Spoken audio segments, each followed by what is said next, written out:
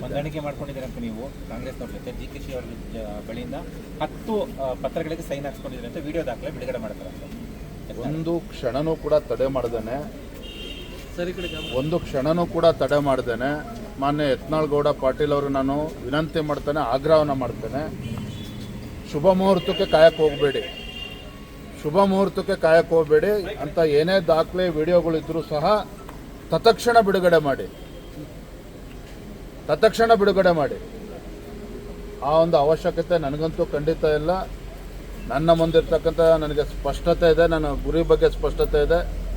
ಎಲ್ಲ ಕಾರ್ಯಕರ್ತನ ಒಗ್ಗೂಡಿಸ್ಕೊಂಡು ಇವತ್ತು ಪಕ್ಷವನ್ನು ಮುನ್ನಡೆಸ್ತಕ್ಕಂಥದ್ದು ನಾವು ಮಾಡಬೇಕಾಗಿದೆ, ಅದು ಮಾಡ್ತಾ ಇದ್ದೇನೆ.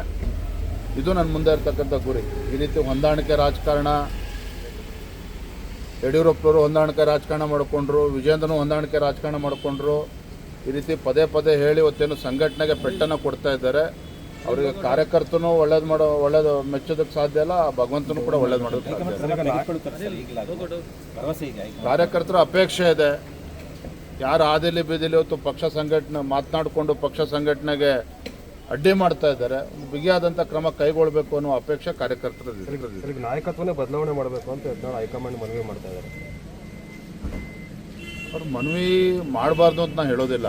ಆ ಮನವಿನ ಎಲ್ಲಿ ಮಾಡಬೇಕು, ಯಾರ ಮುಂದೆ ಮಾಡಬೇಕು, ಅಷ್ಟಾದರೂ ಇರಬೇಕಲ್ಲ. ಹಾಗಾಗಿ ವಿಜಯನ ಬದಲಾವಣೆ ಮಾಡ್ತಕ್ಕಂಥ ಪ್ರಯತ್ನ ಮಾಡಲಿ, ಇನ್ನೂ ಹೆಚ್ಚು ಜನ ಸೇರಿಸ್ಕೊಳ್ಳಿ, ಅದ್ರ ಬಗ್ಗೆ ನಂದೇನು ಅಭ್ಯಂತರ ಇಲ್ಲ.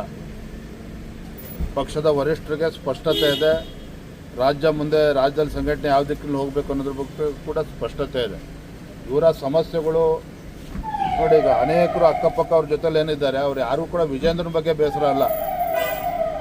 ನೆನ್ನೆ ಒಬ್ಬರು ನನಗೆ ಪ್ರಶ್ನೆ ಕೇಳಿದ್ರು ಪತ್ರಕರ್ತರು, ಅಲ್ಲ ರೀ, ಎಲ್ಲರೂ ಅವ್ರ ಧರ್ಮಪತ್ನಿ ಟಿಕೆಟ್ ಕೊಡಿಸ್ಕೊಂಡಿದ್ದಾರೆ, ಅವ್ರ ಮಗನ ಟಿಕೆಟ್ ಕೊಡಿಸ್ಕೊಂಡಿದ್ದಾರೆ, ನಿಮ್ಮ ವಿಚಾರಕ್ಕೆ ಬಂದಾಗ ಕುಟುಂಬ ರಾಜಕಾರಣ ಅಂತ ಮಾತನಾಡ್ತಾರೆ, ಅನುಭವ ಇಲ್ಲ ಅಂತ ಮಾತನಾಡ್ತಾರೆ ಅಂತ ಒಪ್ಕೊಳ್ತೇನೆ. ಅವರಷ್ಟು ಅನುಭವ ಇರಲಿಕ್ಕಿಲ್ಲ, ಆದರೆ ನನ್ನ ಉದ್ದೇಶ ಸರಿ ಇದೆ. ಹಾಗಾಗಿ ಈಗಲೂ ನಾನು ವಿನಂತಿಯನ್ನು ಮಾಡ್ತೇನೆ, ಮನವಿಯನ್ನು ಮಾಡ್ತೇನೆ, ರಾಜ್ಯದ ಅಧ್ಯಕ್ಷನಾಗಿ ಆಗ್ರಹವನ್ನು ಕೂಡ ಮಾಡ್ತೇನೆ. ಪಕ್ಷದ ಕಾರ್ಯಕರ್ತರಿಗೆ ಅವಮಾನ ಮಾಡ್ತಕ್ಕಂಥ ರೀತಿಯಲ್ಲಿ ಯಾರೂ ಕೂಡ ನಡೆದುಕೊಳ್ಬಾರ್ದು, ಪಕ್ಷಕ್ಕೆ ಅಗೌರವ ಆಗ್ತಕ್ಕಂಥ ರೀತಿಯಲ್ಲಿ ಯಾರೂ ಕೂಡ ಮಾಧ್ಯಮದ ಮುಂದೆ ಮಾತನಾಡಬಾರ್ದು.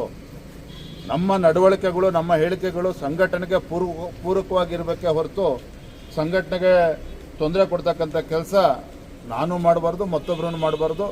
ಮತ್ತೊಮ್ಮೆ ಗೌರವಾನ್ವಿತ ಮಾಜಿ ಕೇಂದ್ರ ಸಚಿವರಾಗಿರ್ತಕ್ಕಂಥ ಬಸವನಗೌಡ ಪಾಟೀಲರಲ್ಲಿ ಯತ್ನಾಳ್ ವಿನಂತಿ ಮಾಡ್ತೇನೆ, ಏನೇ ದಾಖಲೆ ಇದ್ರೂ ಕೂಡ ಒಂದು ಕ್ಷಣನೂ ಕೂಡ ತಡ ಮಾಡದೆ ನನ್ನ ವಿರುದ್ಧ ಏನೇನು ದಾಖಲೆಗಳು ತಕ್ಷಣ ಬಿಡಲಿ. Thank you.